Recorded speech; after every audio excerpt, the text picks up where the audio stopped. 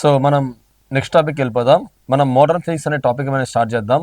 ఈ మోడర్న్ ఫిజిక్స్లో మనకి ఎగ్జామ్ పాయింట్ ఆఫ్ లో చాలా ఇంపార్టెంట్ పాయింట్స్ ఉన్నాయి. అసలు ఆ యొక్క న్యూక్లియర్ ఫ్యూజన్ అంటే ఏంటిది, న్యూక్లియర్ ఫ్యూజన్ అంటే ఏంటిది, అట్లనే అసలు రేడియో యాక్టివిటీ అంటే ఏంటిది, ఇవన్నీ మనకి ఎగ్జామ్ పాయింట్ ఆఫ్ లో చాలా ఇంపార్టెంట్ పాయింట్స్ ఉన్నాయి. సో అవన్నీ మనం స్టార్ట్ చేయబోతున్నాం. సో చూద్దాం. సో ఇంకా స్టార్ట్ చేద్దాం. చూడండి ఒకసారి. సో మనం ఇప్పుడు స్టార్ట్ చేయబోయేది ఏంటంటే modern physics. So modern physics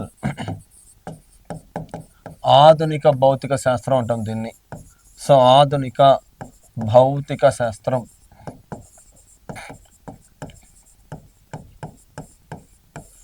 so ఆధునిక భౌతిక శాస్త్రం అనేది మనం స్టార్ట్ చేయబోతున్నాం. ఇందులో మీరు ఫస్ట్ తెలుసుకోవాల్సిన విషయం ఏంటంటే రేడియో యాక్టివిటీ అంటే ఏంటో తెలుసుకోవాలి.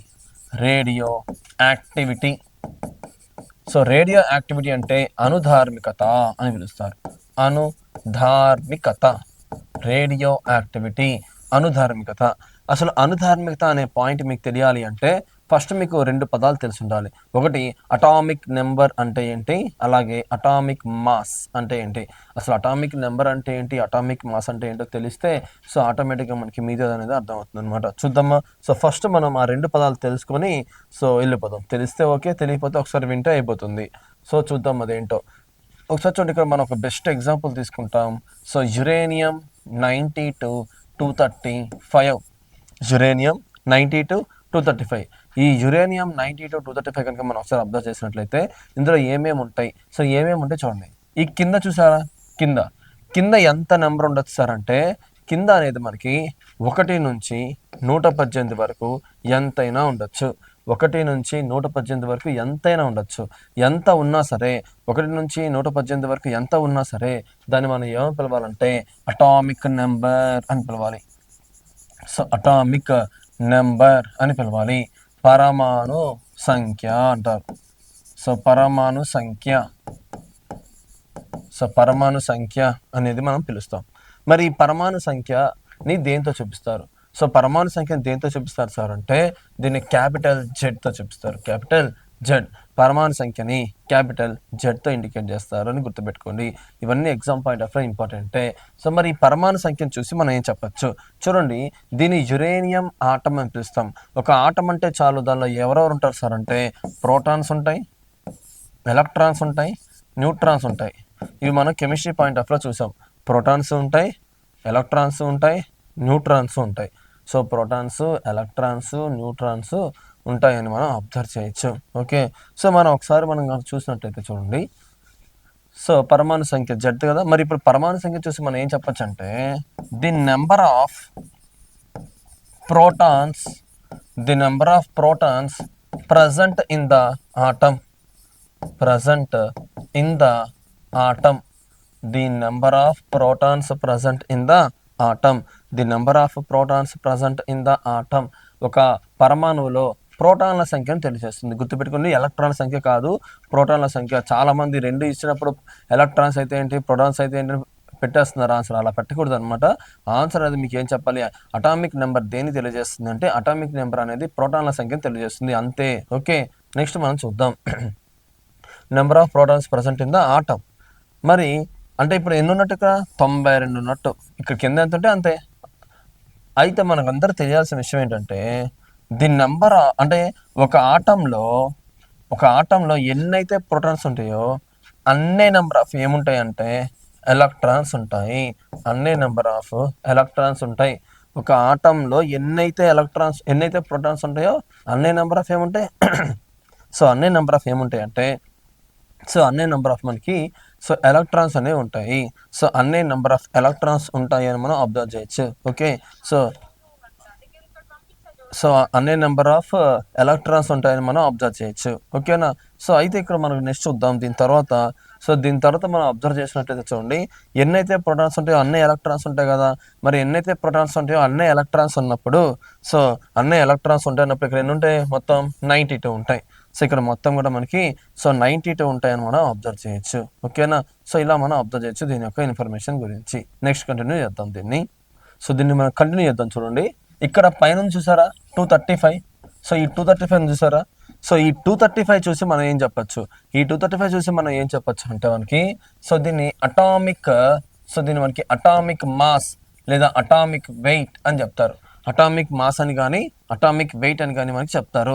మరి అటామిక్ మాస్ కానీ అటామిక్ వెయిట్ అని మన తెలుగులో ఏమంటాం అంటే పరమాణు భారం అని పిలుస్తాం. పరమాణు భారం. మరి ఈ పరమాణు భారం చూసి మనం ఏం చెప్పచ్చు?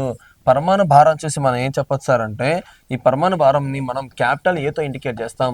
ఈ క్యాపిటల్ ఏ, ఈ మొత్తం పరమాణు భారం యాక్చువల్గా కేంద్రకంలో ఉండిద్ది. ఇందులో మరి ఎవరెవరు ఉంటారు సార్ అంటే ప్రోటాన్స్ ప్లస్ న్యూట్రాన్స్. అంటే పరమాణు భారము అంటే ప్రోటాన్లు ప్లస్ న్యూట్రాన్ల కలయిక. అంటే ఇప్పుడు మనకి ఏ తెలుసు, ఏ అంత 235 అని తెలుసు. మరి ప్రోటాన్స్ ఇప్పుడే కదా వచ్చింది 92 అని తెలుసు. అంటే ఆటోమేటిక్గా ఏమొస్తాయి? న్యూట్రాన్స్ వస్తాయి. ఎలా వస్తాయి? 235 నుంచి 92 తీసేయాలి. అప్పుడు 235 నుంచి 92 తీసేస్తే ఏమైందంటే 143 వచ్చింది. 143. సో 143 వచ్చిందని అబ్జర్వ్ చేయొచ్చు. సో కాబట్టి మనకి నెంబర్ ఆఫ్ న్యూట్రాన్స్ ఎన్ని అంటే ఇందులో 143 న్యూట్రాన్స్ ఉంటాయి. సో 143 న్యూట్రాన్స్ అనేవి ఉంటాయని మనం అబ్జర్వ్ చేయాలి. క్లియర్? ఇలా అటామిక్ నెంబరు, అటామిక్ మాస్ మీకు తెలిస్తే ఇప్పుడు మనం ఈ యొక్క లెసన్ని స్టార్ట్ చేసుకోవచ్చు అనమాట. ఓకేనా? సరే. సో చూడండి ఒకసారి ఇక్కడ. సో మనకి ఈసారి నుంచి కనుక ఇట్లో ఎలక్ట్రాన్స్ అని ఉన్నాయి, ప్రోటాన్స్ ఎక్కడ ఉన్నాయి, న్యూట్రాన్స్ అంటే ఇలా చెప్పకూడదు. ఇంకా ఇవన్నీ మీరు తెలుసుకోవాలి. క్యాపిటల్ జెడ్ అని క్యాపిటల్ ఏ ఇవన్నీ తెలుసుకోవాలి. బట్ సో ఈసారి అడిగినప్పుడు మీరు ఏం చేయాలి? ఈసారి అడిగినప్పుడు ఏం చేయాలంటే ఫర్ ఎగ్జాంపుల్ చూడండి, ఇలా అన్నారు సోడియం 1123 అన్నారు. అలాగే ఇలా అన్నారు పొటాషియం 1939 అన్నారు. ఇప్పుడు ఇందులో ఎన్ని ప్రోటాన్స్ ఉన్నాయి అన్నారు అనుకో, కింద ఎంత ఉంటే అంత. ఎన్ని ఎలక్ట్రాన్స్ ఉన్నాయని అనుకో, ఈ కింద ఎంత ఉంటే అంత.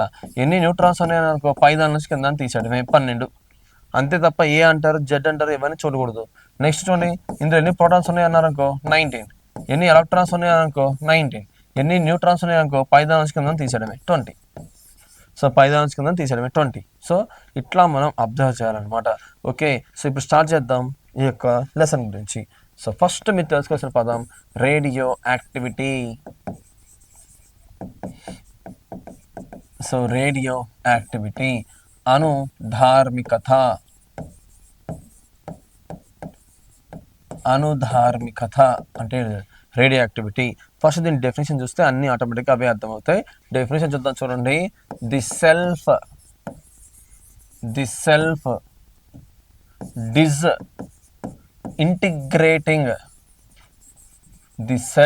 disintegrating spontaneous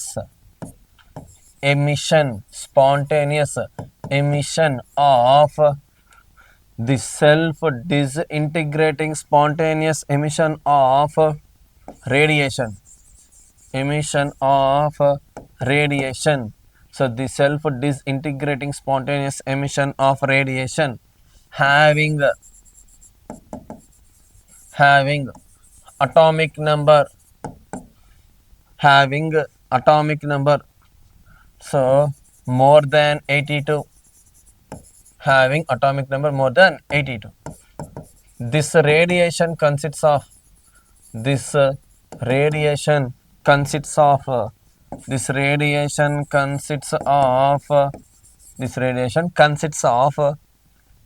alpha comma beta comma gamma rays. This phenomenon called as radioactivity. So this phenomenon called as radioactivity అని చెప్తాం. సో దీని తెలుగు చూడండి. పరమాణు సంఖ్య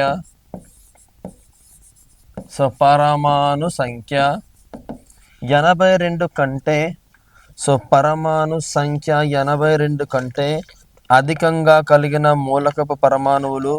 సో పరమాణు సంఖ్య 82 కంటే అధికంగా కలిగిన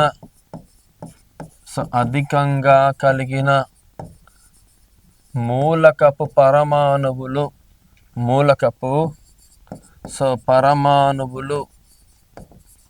అస్థిరత్వం కారణంగా విఘటనం చెంది ఆల్ఫా బీటా గామా కిరణాలను విడుదల చేయడం. అనేది మనం చెప్తాం. ఆల్ఫా బీటా గామా కిరణాలను విడుదల చేయడం అని మనం అర్థం చేస్తాం. సో చూడండి, పరమాణు సంఖ్య 82 కంటే అధికంగా కలిగిన మూలక పరమాణువులు అస్థిరత్వం కారణంగా ఆల్ఫా బీటా గామా కిరణాలను విడుదల చేయడం. సో ఇలా ఆల్ఫా బీటా గామా కిరణాలను విడుదల చేయడాన్ని మనం ఏమంటామంటే రేడియో యాక్టివిటీ. అంటే ఏంటో చూద్దామా?